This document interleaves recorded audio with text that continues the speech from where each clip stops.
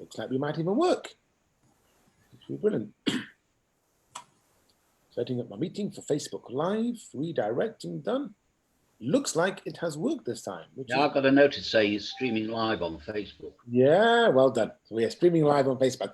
Okay, so last week we were doing the 16th century, and we said how much extra there was that we hadn't actually been able to do. It was such a packed century of events, and I made reference to two events I said we would come back to. One of them is the advent of modern Kaballah. We'll get to why we specifically called it modern Kaballah with the Arizal. And then also, which was all of the Kabbalistic rabbis living in Safat in northeast Israel at the end, second half of the 16th century. And also I briefly mentioned a rabbi by the name of Rabbi Yosef of Rosheim. Rabbi Josselman of Rosheim, and I mentioned a book by Marcus Lehmann. Rabbi Marcus Lehmann wrote this book in Germany before the Second World War. It was translated by his great-granddaughter and published here in England in 1974. It's absolutely phenomenal. Last week, we briefly touched on what this magnificent genius of a man did.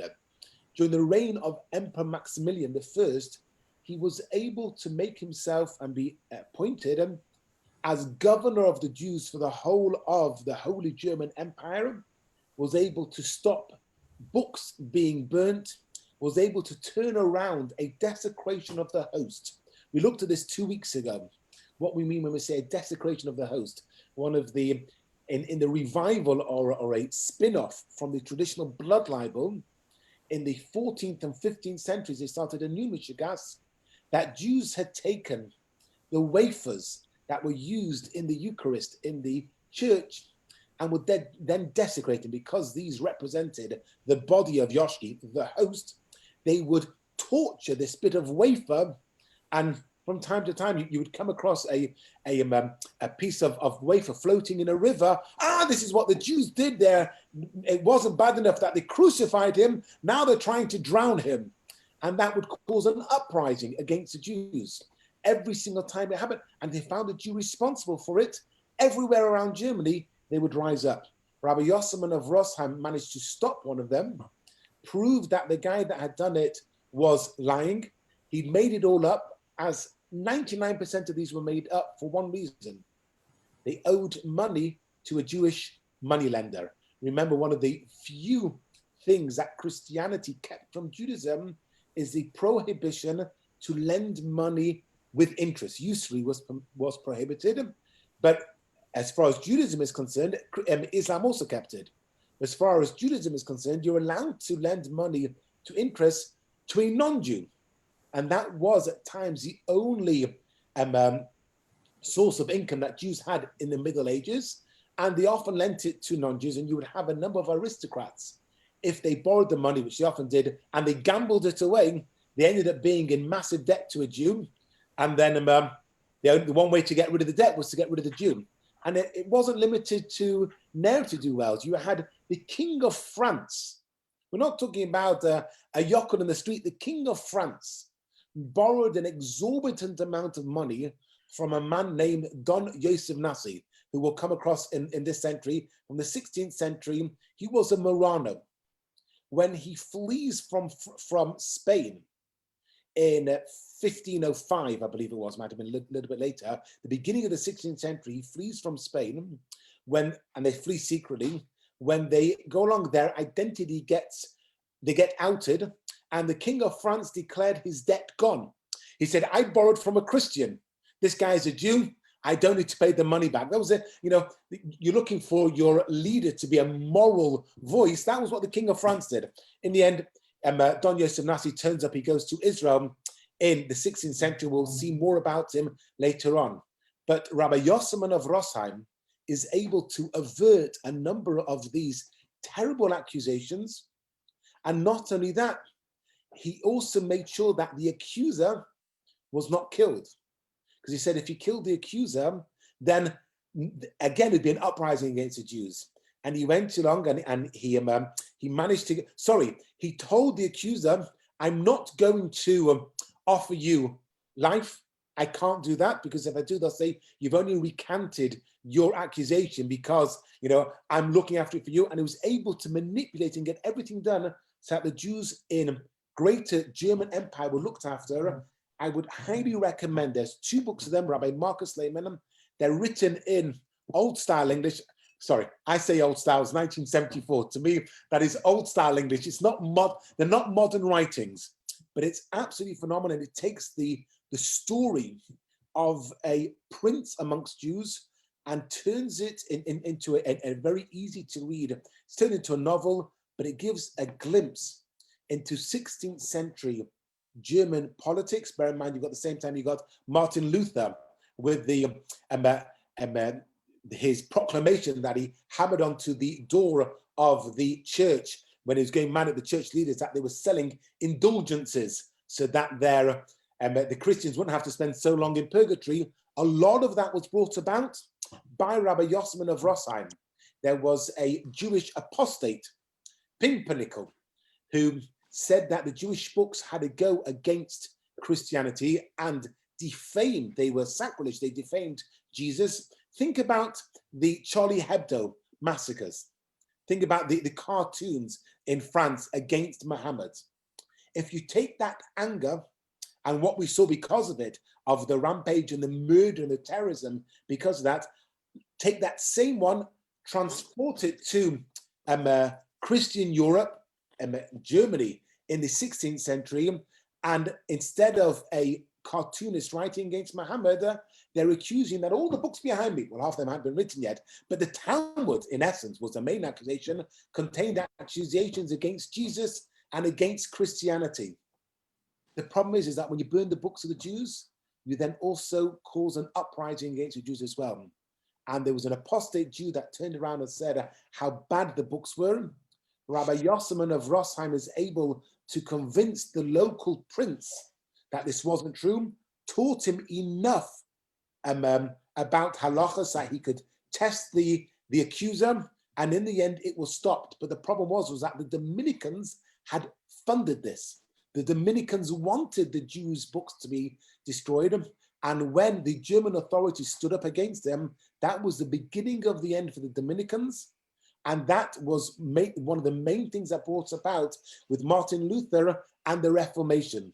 So when they say that the Jews are responsible for a lot, believe you me when we say that the whole change in the church, beginning with the Reformation, which then spawned off from there all of Protestants, that began because of one Jew refusing to be, a major cog in the wheel was Rabbi Yosman of Rossheim for refusing to allow Jewish books to be burnt.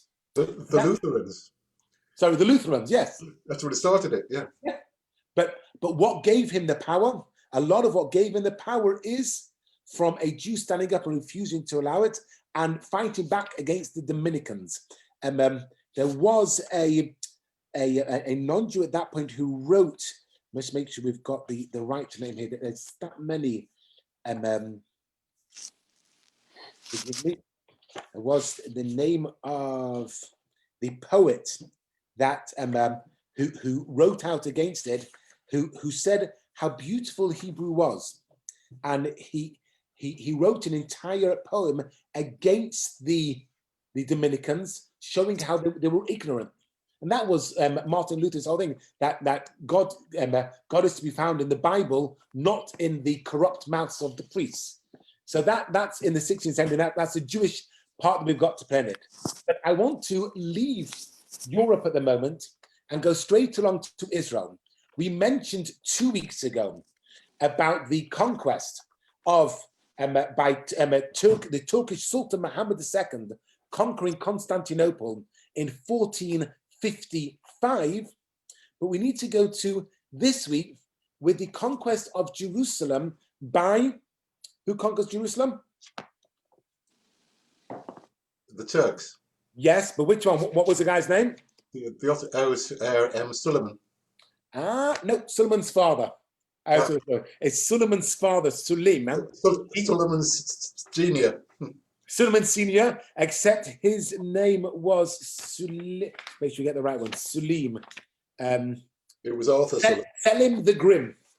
On the 24th of August, 1516, the Ottoman Sultan Selim the Grim routed the Mamluk army not far from Aleppo, and that decided Jerusalem's destiny.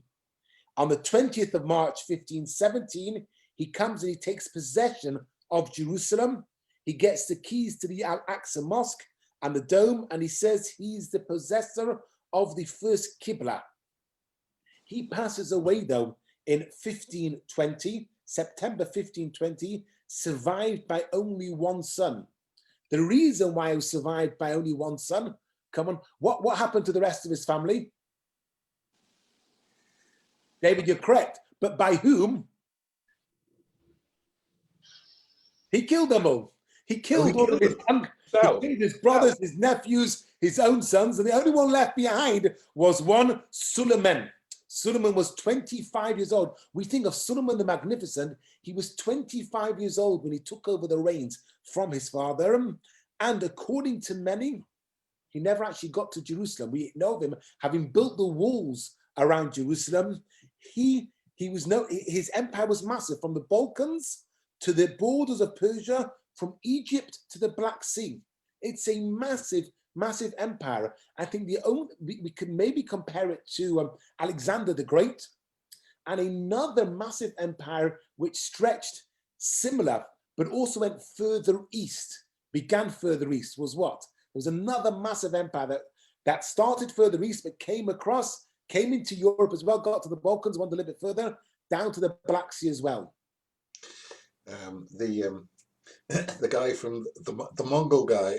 Well done, Genghis Khan, or his son, Kublai, his son who took over. Genghis never went that far, but the Mongol Empire stretched across all of them. And in fact, if not for one decisive battle back home, which he went back for, England would have been next, although it wasn't known as England at that time, but Britannia would have been taken over, and all of Europe may have been speaking Mongol. It's funny how it was a Faribal back home that took him back and left us be. But let's keep us over here now. Suleiman the Magnificent, he dreams he's visited by the prophet to repulse the infidels. He's got to embellish the sanctuary, Temple Mount, and rebuild Jerusalem. His wife, who was Slavic, Roxilana, called him the Solomon of his age. Shlomo Melech, King Solomon of his age. She was kidnapped. I mean, she was a priest's daughter from Poland, sold into the Sultanic harem, becomes his wife. Like most of them, she then arranges for the other sons of the other wives to be killed. In fact, the one that looked like he was going to be his favorite, she arranged for him to be strangulated, murdered in front of his father to show he's going to be my son. Ironically, if we think about how Shlomo HaMelech, King Solomon, nearly loses the crown to his brother in front, and then David is reminded, David HaMelech is reminded of his promise to Solomon's mother, Bathsheba. Palace intrigue is everywhere. But the reason I really want to focus on Solomon for a moment is of the walls around Jerusalem that are built. We think of Jerusalem, we think of something that is 2,000-3,000 years old. David and Solomon, David HaMelech and Shlomo HaMelech are 3,000 years ago. Yet the walls around Jerusalem built by Solomon the Magnificent, to put it into context, he was a contemporary of Henry VIII. We don't think of Henry VIII being that long ago. Solomon the Magnificent, we think, it's longer because he was over there. And it's further away, then it also seems like it was longer ago. But he was a contemporary of Henry VIII. And it's the newest aspect to Jerusalem. Forget about the modern era, but the newest aspect are the walls that surround Jerusalem. Now, I've given a number of talks about the walls around Jerusalem, and I just want to pull up online, not online, share a screen with you of a PowerPoint that we did. It's normally, in and of itself, it's normally a 2-hour lecture, which obviously we won't do all of that now, but I'm going to share with you, let's go to the beginning of it, and we will share with you Jerusalem so that we can actually see these walls and just get a little bit of context. And I must confess to having made a mistake a number of times when having given this talk, and based on now Simon Sebag Montefiore. By the way, have you read this book? Yeah, Yeah. You read it, or have you just got a copy of it on the shelf? both. I forgot. It's I didn't like it actually. I didn't like the book particularly. my father wasn't very happy with me reading it. Well, This one, it goes into yeah, that one. necessary detail of things like tickle tackle things I don't particularly like. I hear what you're saying, Leslie, and I was reading another autobiography recently, and again, the guy goes into a little bit too much tittle tattle. But Simon Sebag Montefiore does the same thing that Simon Schomburg, must be named Simon, when he does with his History of the Jews. This is the second one, Belonging. So that's what we're doing now, from 1492 to 1900. They want to show the human element. So there is a lot of not just palace intrigue, but of Bruegges from Faribault, between others. It makes it easier reading. And remember, we're living in the 21st century.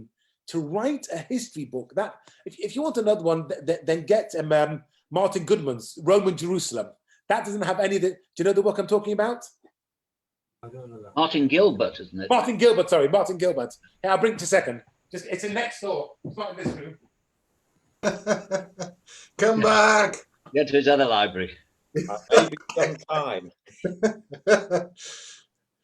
We forgive you. Hello, David. Hello. So, Am I the only one on the screen at the moment? No. I can only see my own picture. you need to play around with it. Alan Berg, Yes. I'm so glad I went to get that book because it was not Martin Gilbert. I was right the first time. It's Martin Goodman. I'm so sorry. I'm so glad I went to get it from next door. Roman Jerusalem. I'll Again, keep quiet in future. no, please don't. Leslie, if you want one that doesn't go to the tittle tattle, that's your sort of book. But the problem is, thick history books nowadays, the youngsters don't want to read them. So they've got to add into them a little bit of tittle tattle. It makes it a bit Trying easier. to sex it up is the word, isn't it? Sorry? Try to sex it up. Yeah, or trying to lighten it. They're Yeah. thick, heavy books, so they're trying to lighten it with the human touch. Mm. But so let's see if we'll be able to share the screen of the PowerPoint. I should hope we can do that. Aha. Let's go. Play from current slide. Oh, no, that's you now no longer seeing it, are you? I think we need, it's sharing a PowerPoint. Ah, that's it there. Now we should be able to share this. It's not easy. Sharing, where's it gone to? Let's try once more. Well, I'm going to try twice more. Yes, good. Fine. Can you all see the screen? Yep. Yeah. Fine. So this is an aerial shot. Google, years ago, 2011. It seems like a lifetime ago. But I put this together back then. This is an aerial shot of the old city of Jerusalem as it is today. Well, when I say today, from the 16th century onwards, obviously the bit you can recognize, Temple Mount, there is the Kotel where we stand by, and it gives you an idea of how small of it, because Temple Mount goes from there down to here, and the Kotel is a small section. Western Wall, then we've got, so we're facing north, east, south, and west. That's the Kotel. Here is Mount of Olives, and down at the bottom, and this is where this goes into Silwan Valley. This just gives us, during the time of the first temple, and it's important for a mistake, which again I'm confessing about. The black wall is Jerusalem as it is now. The red line is how it was in the time of the first temple. So all of this bit here, the valley, the city of David, if you go on the city of David, was not included in the walls built during our century that we're looking at, the 16th century. It only goes till here. And this section here, especially and particularly the Ophel, was not included in it. And that dog leg there shouldn't have happened. Building around here would have been too difficult, but this bit here should really have been included, and we'll see later on what happens because of it. So this is it's going back later on for just to get a little bit of context. This is a wall from the time of the first temple before Sancherib. The Assyrians came in the 7th century BCE. So 27 plus 100 years ago, when the Assyrians came from the north, they destroyed the northern kingdom, and the prophet told them to build a wall inside Jerusalem. And they stopped in the Haftorah of the 4 lepers that are outside the gate. That is from the time of the first temple. So if we go to Jerusalem, you want to find an old wall, that is your old wall from back then. We know of the 4 quarters. Now, interestingly enough, if we go to the 16th century, Jerusalem, the arguments between the different communities that you have within Jerusalem and the different sections and the factions of the Christians between the Franciscans, or if you've got the Lutherans, you've got the Calvinists, you've got the Orthodox, they're all fighting with each other something terribly. Nowadays, we know there's just a one section there, but the Greek Orthodox, who are still there, and there was a massive arguments. The Armenians were more important then. Muslim section has got the largest one because they were the most important one then, and it stayed until now. But the 8 gates, we're just going to go round, we're going to look at them. We'll start from the Jaffa Gate, we're going to work our way backwards around them. The new one is the only one not built during our time. The Lions one is given a wrong name, but that was named by Solomon the Magnificent. He named this gate over here of these lions, and there's an old a myth that he named it the Lion's Gate because he dreamt that if he destroyed Jerusalem, lions would come and eat him, which is a myth. It never happened like that at all. The lions go back to the 300 years earlier, nothing to do with him being eaten alive. We know the Madaba map.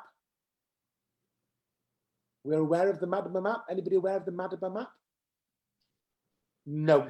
Right. It's an old mosaic map of the west of the world as it was known back 1500 years ago. And it's got Jerusalem. This is a section of Jerusalem, the Damascus Gate, and the Zion Gate with the Cardo, the main road going through, which is still there today. If you go to the Cardo in Jerusalem, you see a representation of this, but it's not that important for us at the moment. Jaffa Gate.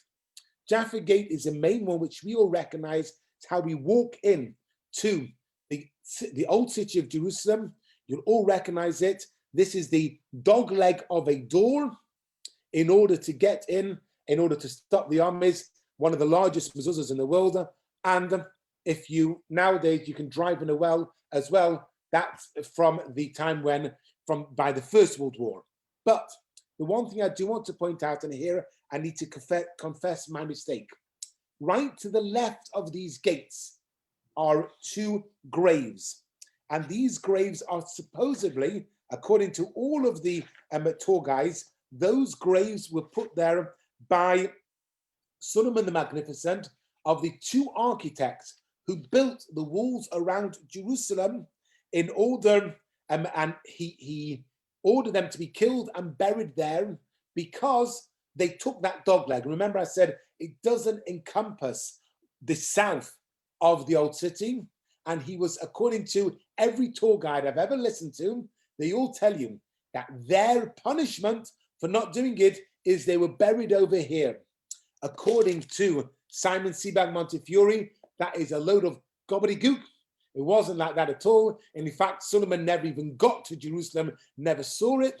And that is just 2 scholars from the city of Safat, which we'll get to as well later on, because it's in this century that Safat and the Kabbalists come to the fore. But of course, Rabbi Yitzhak Luria, the main Kabbalist in Safat, born in Jerusalem. So we have a connection between 2, and according to Simon Sebag Montefiore, they are actually buried there. It is not the workers or the architects that did it, but it is them. So that's the entrance to Jaffa Gate. We have, this is much later on, from 1880. He shows the going into, this is the gate into Jerusalem. Now, it looks like the wall there is much lower. That's because the street was much higher. And when Kaiser William II went along, they had to dismantle it in order to enable him to go in to, this is where they knocked it down. Nowadays, you're not even allowed to drive in anymore because of the pollution that was caused to Jerusalem. So unless you have got a permit, you can't drive in. But these ramparts here, these walls, were built in our century by Solomon the Magnificent. Let's just move along. I think this is for a different talk. One thing just to point out, though, when you go in through Jaffa Gate, you've got Migdal David, David's citadel. And if you've ever been into the old city of Jerusalem, you know Migdal David, you know David's citadel right there on your right. It's got nothing to do with David whatsoever. It's named David's citadel. It is nothing to do with David. The earliest that there might have been a wall there is during the time of the first Beis HaMikdash, first temple, of the second temple. That's the first wall that was ever built, and it's the time of the second temple, a minimum of 450 years after the passing of King David. The citadel itself was built by Solomon the Magnificent and is first consecrated as a mosque. So it's definitely not got any Jewish, Jews, oh, this is King David, this is the first king of Jerusalem, this was his citadel. Sorry, boys, not at all. 16th century, built there as a fortification for the city, and its first religious significance was as a mosque. And the only connection to our time is that in order to protect the city, the time of the second temple, there was a wall built in there. So we saw a wall from the first temple. Here we got a wall from the second temple, and then around it, we got the citadel built in our century, in the 16th century, by Solomon the Magnificent. Why is it called the Tower of David? Yeah, Why call that then? let's read this here, and you'll know. The city of Jerusalem was fortified with 3 walls, on such parts as were not encompassed with unpassable valleys, for in such places it had but 1 wall. The city was built upon 2 hills, which are opposite to one another, have a valley to divide them asunder, at which valley the corresponding rows of houses on both hills ends. Of these hills, that which contains the upper city is much higher and in length more direct. Accordingly, it was called the citadel by King David. That was written by, who wrote that? And I've got to tell you, it's not, last week, 2 weeks ago, I showed you a poem and it was a trick. It was written by Chaya. This was not written by Chaya Luz. Who do we think wrote that? I'll give you a clue. It wasn't written in English. And a historian of old, originally Jewish. Oh, Josephus. Well done, Jonathan. Josephus writes that, and he's the one that gives it. But what Josephus was writing about at the destruction of the second temple in the 1st century CE was not that what you see in the picture there was not built. Can you see my mouse on the screen? Yeah. Right, that building there, or this one over here, the King David Hotel, and this tower from the 20th century, and this tower here from the 17th, 16th century, have both got the same connection to David. That's called the King David Hotel. That's called the City of David, and that's their connection, the name given to them. Historically, King David has got as much to do with the Tower of David as it's got to do with the King David Hotel. His name is used, but it's not a connection to it. But Leslie, good question there. Look, Jerusalem. Have you ever heard of Jerusalem syndrome? Yes. The guy went. People go crazy. They start to believe that they are King David, King Solomon, Jesus, Muhammad. People go crazy around Jerusalem. It always has been like that. It drives people mad. It's a holy place, and it's a center of the world. But since the time of the destruction of the Second Temple, and people have gone along there, and especially then with all of the Crusades, and then with the Muslims come along, the intensity of that city, especially now with the politics, and then we're going to get onto the false messiahs that come along. During this time, we have a couple of them. The next week we will have, next week there isn't. I've got a dentist appointment next Tuesday on my birthday, so there's no history. But 2 weeks time when we do it, Shabtai Tzvi, and the people that come out of Jerusalem, it does cause them to give the wrong names to the wrong things. This is an aerial view of the city, but I want to go along to Zion Gate.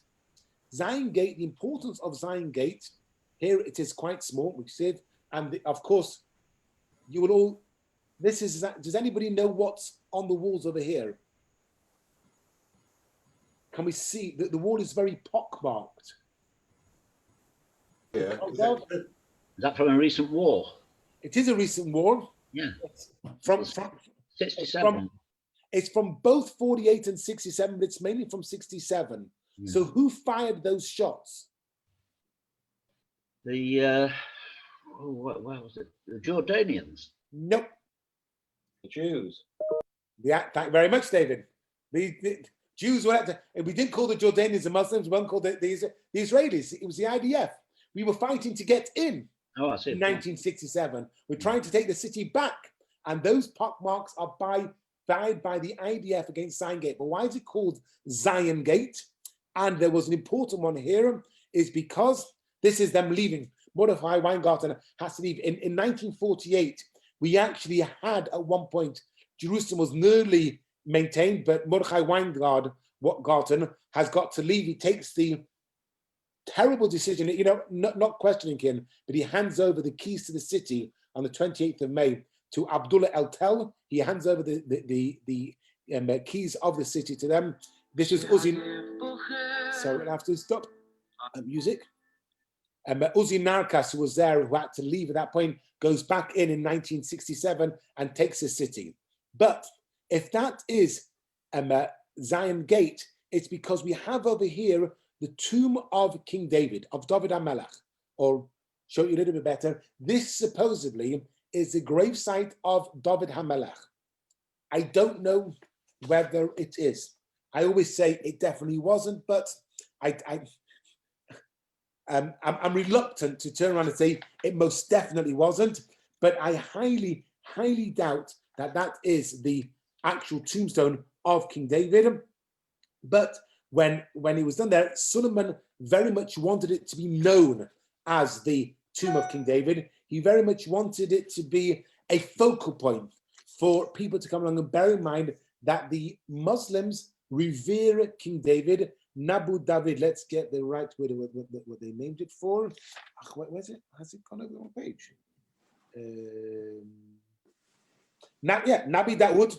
So this had there was an inscription there. The Empress Suleiman ordered this place to be purged of infidels and constructed it as a mosque, sacred to all three religions. This Byzantine Crusader site, an early Jewish synagogue, and now and then a Christian canaculum has now become an Islamic shrine of Nabi Dawood, the Prophet Dawood.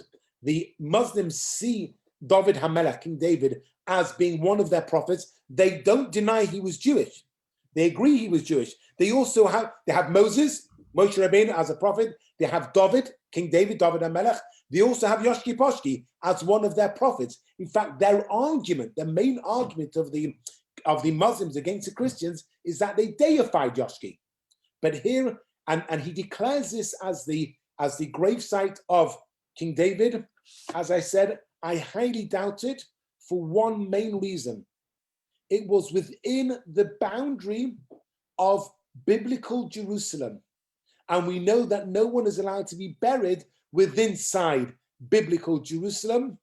And so therefore, it's highly unlikely that David HaMelech, King David, would have allowed himself, or Solomon, Shlomo HaMelech, would have buried his father within the confines of the holy city of Jerusalem, when no dead person was allowed to be buried. That's why the Jewish cemetery is outside. It is on the Mount of Olives. It's why I always believe that those two buried just by Jaffa Gate were from Solomon. He wouldn't have minded. Although some say, as I've learned today, that it was Jewish scholars from Sfas, but that's not part of biblical Jerusalem, so they would be allowed to be buried there. But it's called Zion Gate because David is the Zionist. So when people speak about Zionism, the first Zionist is King David. Well, we have it already earlier than that, but David is a Zionist. His people go there. Is it wrong to daven? Is it wrong to pray at this grave? No, pray there. Not sure who's buried there, but it's always a good place, good time to daven anyway. That is Zion Gate. We go around though to Dung Gate. Now, bearing in mind, this is the southern wall of Jerusalem. When Jerusalem was in the time of the temple, it was much further south. Much further south. Time of the first temple, it was actually further north. It only got up to here. Then it was expanded. And then now when we're building the gate, this is Dung Gate. But Dung Gate receives its name in the time of the second temple. Malchiah, the son of Rechav, the prince of the district of Beit HaKerem, repaired the Dung Gate. That's from the book of Nehemiah. That's at the rebuilding of the second temple. It's called the Dung Gate because they took the dung, the rubbish out of Jerusalem. You can build a beautiful temple. You can build a beautiful town. But if you don't have a proper waste disposal system, it's a waste of time. Forgive the plain words. You've got to have, and he was a prince of the district. He gave it the name the Dung Gate, and he gets credit for it. We don't know the names of the other princes that built the other gates. He says, I'll build the toilets. He gets the credit for it.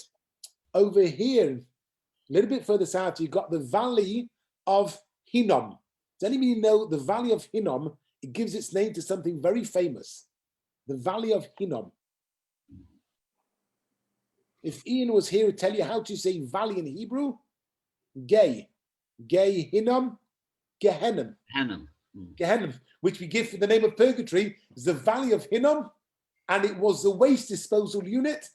That's where they threw all the rubbish out of there. But this remains its name when Solomon gets a new wall built around it. Zion Gate, he names because of what they supposed where King David was. Dung Gate goes back to the time of the construction of the second temple. So we're talking about the end of the 6th century BCE. And we're now the 16th century. The name remains the same, of the gates of Jerusalem. This is a gate, as you know, you won't know it. I doubt any of you went there in 1946. How large does that gate look now? And have any of you been through that gate? Which gate is this now? Sorry, David? Which gate is this? This is that little gate there, the Dung Gate. Have you been through it? It's not like that now. Oh, what does it look like now, David? Bigger. That's right. Not bigger. Looks quite a bit bigger. That's it now. If you ever went via bus to Jerusalem, or now when you drive in, this gate over here, that's where you come up. Right over here, below south, is the city of David. If you want to go on your tours, and that's the main entrance. Here we go. We go along here, main car park. You walk into the Kotel. So let's just see what it looked like in 1940.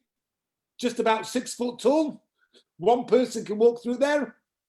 By the time it gets to post 1967, they enlarge it, and that's the main entrance. But that gate was there, and it was built by Solomon, given the same name as the name given to it in the time of the temple. This is where I pointed out where the architects definitely get into trouble, because it takes a dogleg. This bit here should really have been included. We need to now differentiate between 16th century BC CE and the 1st century CE, because this wall here is built by Herod when he's expanding the temple. This wall here, and in the 1st century, round about the time, so just before the turn. So let's call it BC, before the Common Era. Yep. So we've got over here, and then this wall is a wall built by Solomon in the 16th century. And it should really, if he's going around Jerusalem, it should really have gone over here to include the Ophel. It doesn't. And that's the origin of the story as to why his architects were put to death for not doing it. That's what the tour guides say. Simon Seabound Montefiore says it's not true. Somebody will tell us at some point in the future. But here we've got the walls of the Temple Mount. Here we've got the eastern wall. The western wall, let's remember, is not the only remaining wall of the temple. It's no walls of the temple remain. It's a wall of the Temple Mount, and all four walls of the Temple Mount are there. The kotel where we go to pray is over here. When did we start praying there? In this century. And that's again, when I say this century, I don't mean in this century of this week's year, the 16th century. Solomon did not want the Jews to have too much power there. Solomon, he was fighting Emperor Charles V, so his attitude to Christianity was because of that. However, he didn't really care about the Jews at all. We prayed in this area on the Mount of Olives, so up there towards the east, we prayed on the Mount of Olives, but Solomon liked law and order. He wanted everything to be done properly, and he wanted to make sure that there would be a full Islamic monopoly on the Temple Mount. So he gave us 9 feet, a road that was 9 foot long over here. That was where we prayed. And we've been praying there since the 14th century. But Solomon gives us 9 feet. If you think, how long's 9 foot? My dining room is longer than 9 foot long. We had a 9 foot section. We're allowed to daven there, carefully regulated. We needed to get permission. Let's fast forward to between 1920 and, well, between 1917 and 1948, specifically in the couple of years post the Second World War, between 1945 and 1948, where under the British mandate, they kept this idea that we needed to have a permit. But the one thing that they really insisted on was that Motzei Yom Kippur, the shofar was not allowed to be sounded at the Kotel, at the Western Wall. That, the origin of that goes back to the law that Solomon put into place in the 16th century.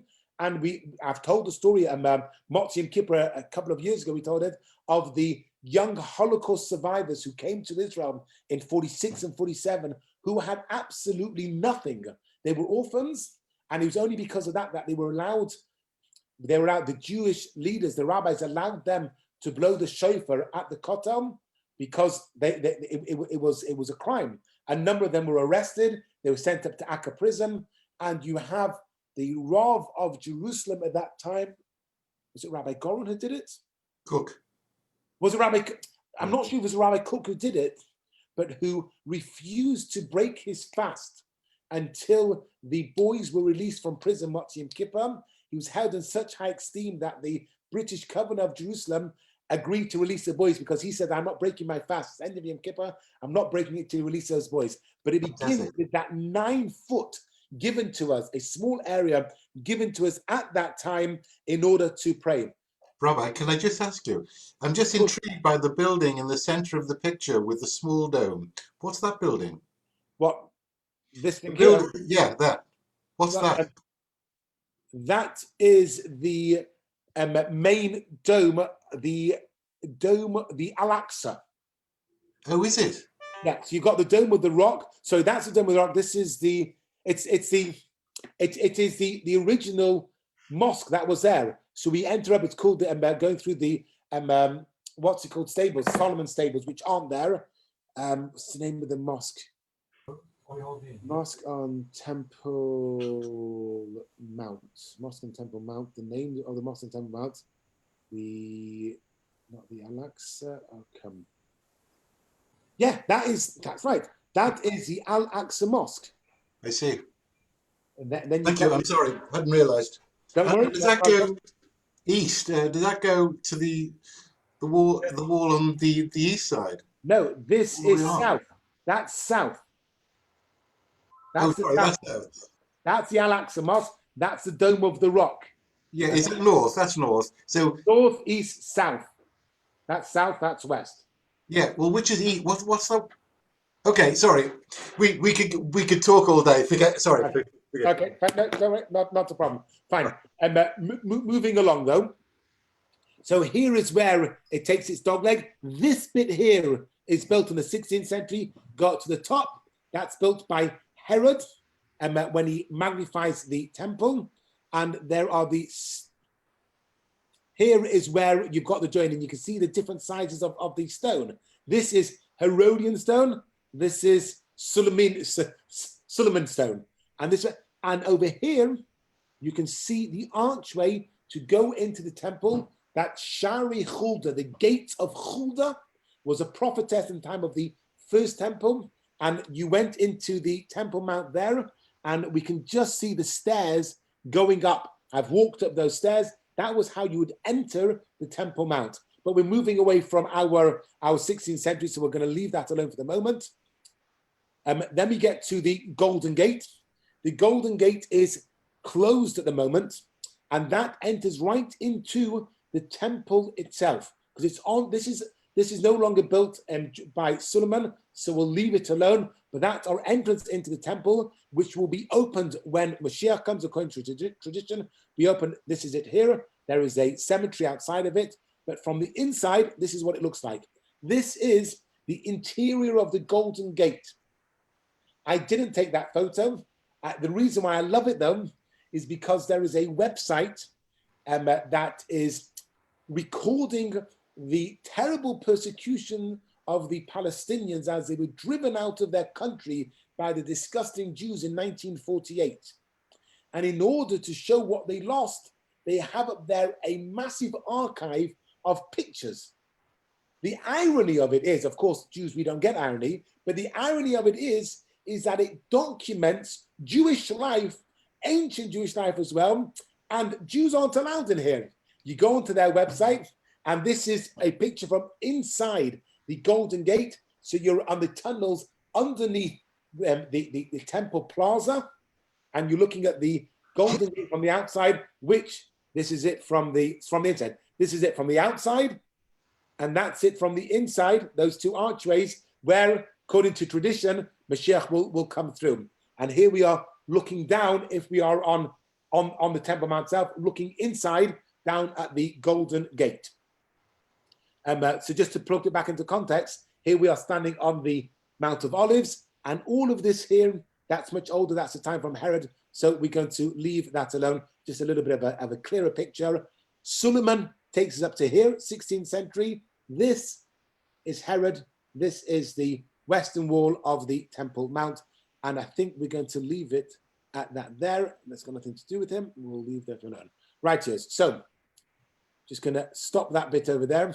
I spent far too long on it there.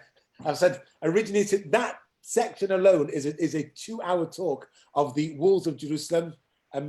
Might have given the game away a little bit when I said my excitement when it comes to the walls of Jerusalem, but it's that connection between the two. The other thing we wanted to really focus on this week, which we never got to last week, and I don't think we're going to get to this week either, are the Kabbalists of Cephas. They're all from the 16th century, and I don't want to go to another week, although bearing in mind, if we're doing the 16th century, then we've got 17th, 18th, 19th, we've only got 4 more weeks of this until we finish. We may come back to do pinpoints of previous centuries. We've been going through, this is our 17th one, and it's the only week in which we have gone back and done a century which we couldn't fully finish. A word of warning, I reckon we're going to have to do that on the subsequent centuries as well, because they get busier and busier as the centuries go on. They do get quite busy. But the Kabbalists of Cephas, when I met at the very beginning, I said modern Kabbalah. When we think of Kabbalah, we think, most people think of the Hasidim, and we might go back to the time of the Arizal, the Ashkenazi Rabbi Yitzchak Luria. His family came from Germany, although he was very much a Sephardim, and who is born in Jerusalem. And before he was born, there was a whole prophetic vision and a dream. His name would be Yitzhak, named that. And you can go to the house. If you go to the old city of Jerusalem, and if you walk down Sharachaim Street, you can actually see the house where he was born. And has anybody heard of these 4 Sephardi synagogues complex in Jerusalem? I think I've been to it. It's down, right down, and it's sort of underground. Well done. For that underground, if you are from the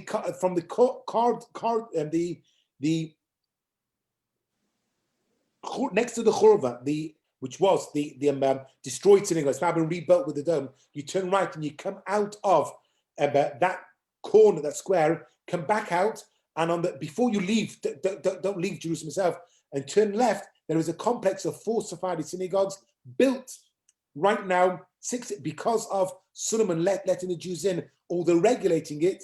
They built their complex of 4 shuls, and it was done specifically because we were bringing Ashkenazim and Sephardim together at this point in unity. But Kaballah, the word Kaballah, comes to Moshe Kibel Torah Misina. Moshe received the Torah at Sinai. And the word Kaballah includes within there, and according to tradition, I'm just going to pull up for myself at the moment. If we have the let's get there. If we have a look at the origins of Kabbalah, and if we have a look at the mystics, according to them, the first mystic that they put on is Adam and Eve. Adam is put down as the first mystic. Then you've got Enoch, then Noach, Avram, Yitzchak, Yaakov, goes down to Levi, Yosef, Kahos, Amram, and then Moshe.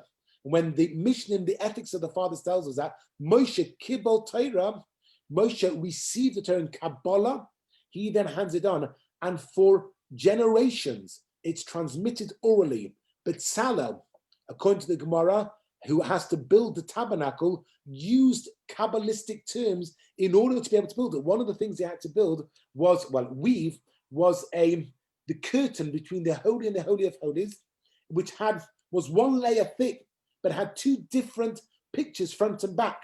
According to the Gemara, he used Kabbalistic incantations in order to get it there. It's transmitted along David, Solomon, Elijah the prophet, and we go through all of the prophets. All of them are, according to tradition, have this chain of Kabbalah. But then if we go along, we get to the Second Temple, which is important for us because during the time of the Second Temple, towards the end of it, we've got Rabbi Akiva, who lived during the destruction of the Second Temple, together with Rabbi Shimon Bar Yochai. Rabbi Shimon Bar Yochai is the main student of Rabbi Akiva. He, after the destruction of the temple, he has to flee from the Romans, and he authored the Zohar. He's buried just up in the Galil to the west of Sfat, and he is the author of the Zohar. According to modern-day secular historians, the Zohar was not written by Rabbi Shimon Bar Yochai, but was only written in the 13th century in Spain, but we're going to leave that alone because we're following along the Orthodox tradition. Why is it important for us? Because you then have in the 16th century, you have Rabbi Diari, Rabbi Yitzchak Luria, who takes this Kabbalah and then expands it, and we have the Lurianic Kabbalistic school of thought. At the same time, you've got Rabbi Yosef Karo, the author of the Shulchan Aruch, 1488 in Spain, passes away in 1575. He only gets to Sfas 2 years earlier. He's already written the Shulchan Aruch. He describes his Kabbalistic connection with somebody called the Maggid. You have the Rabbi Shlomo Alkabetz, the author of the Lechadodi. You've got the famous one, Rabbi Moshe Cordova. We looked at him last week. He completed his Kabbalistic work at the age of 27, and it's one of the ones who receives the Semicha, which we looked at last week. And then we have Rabbi Yitzchak Luria, born in 1534, dies in 1572. He is not an old man at all when he passes away, but he is the author of the Lurianic concept of Kabbalah. And to give it an overview, if going around the walls of Jerusalem would take me 2 hours, to give an overview of the Lurianic Kabbalah would take me 2 years, mainly because I don't know it. And I need to spend 2 years learning it first in order to be able to do it. But let me just give you one small aspect here, because it's very personal for me, because it then gets developed by Hasidus as well. The concept of tzimtzum, the contraction of God's divine light in order to create the world. Rabbi Yitzchak Luria develops that and understands it. However, for the next 200 years, there is a confusion about what it really means. When we say that there is a contraction of the light in order to create the world, for the next 2 centuries, they understood that to mean that, God forbid, that there was an absence of God's presence, and within that absence, God created the world. The reason for that is because Lurianic Kabbalah really focused and underscored the concept of leis ata ponimine, that there is nowhere that is void of God. It's a Talmudic saying. It goes back centuries, goes back millennia.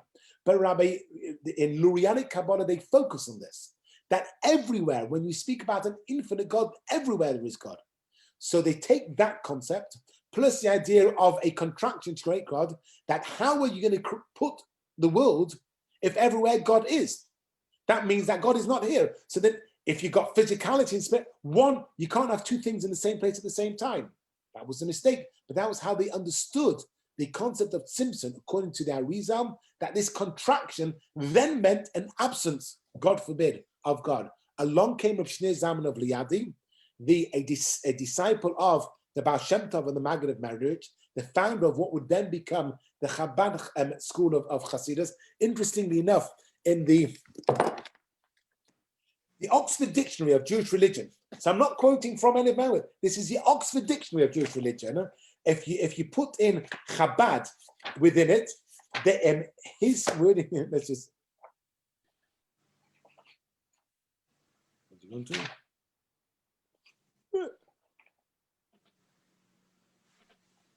So the Chabad's principle, there's no place empty of him, was in order to understand where Hasidism is, but it then describes Chabad as being the intellectual branch of Hasidism.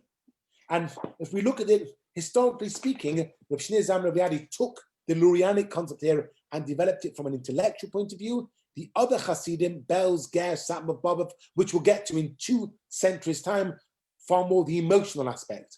But he explained the Lurianic concept of Tzimtzum, of contraction, as being theological, not literal. That from a spiritual point of view, the light has been contracted so that this world can be created. Not to say that God is no longer here, but God diminished his light from our perspective to allow us to live. This is the type of feeling that is being created in Sifat in the 16th century. You have, I mentioned of Shlomo Alkabetz, who authors the Lachadedi. You can go along his grave is there. I could put up the picture now, but we've run out of time. They would go out when Shabbos came in, they would face towards the west, the setting of the sun. We in Shul, we turn around, we turn our backs on the Shul when Shabbos comes in, we turn to face the west. We're not turning our back on Shul, we're facing the west where the sun sets. So rising these sets in the west. If they were in Sefas, the Shul, in order to face Jerusalem, they didn't face east, did they?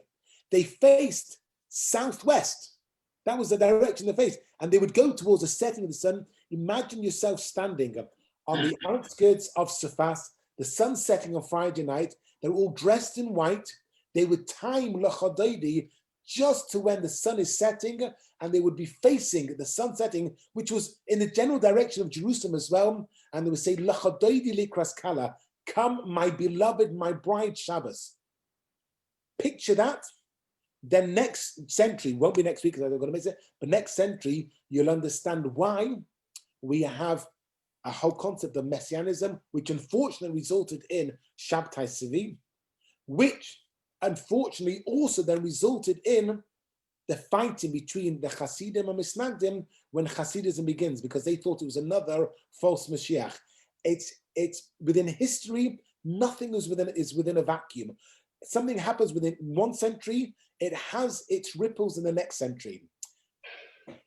My apologies for going backwards 1 year, 1 century, doing this week what we should have done last week. We could do this century for next week and another week as well. We're not going to. I'm going to try and move on if I can move on again. Yes, so not as I said, next week I've got a dentist appointment. It's my birthday. I rang up, I said, I need a dentist appointment. He said, oh yes, we've got your date of birth is the 1st of December. Yes, the next available appointment is the 1st of December. I'm like, that's my birthday. And the woman says, just is it? I'm like, you just said what my date of birth was. You Way to spend it. So anyway, so unfortunately, there's not one next week because I've got to get dentist treatment at 12:30 next Tuesday, but we will be back the week afterwards. By that point, we may even be able to do it face to face. Who knows what tier it will be? However, for those of you who may not want to come along, and David, who's not coming up the M6, we will try to do it actually on Zoom as well in order to be able to. We'll see how it works. Nachi says we can't do it face to face. I'll see you on Zoom. 2 or 3 won't let.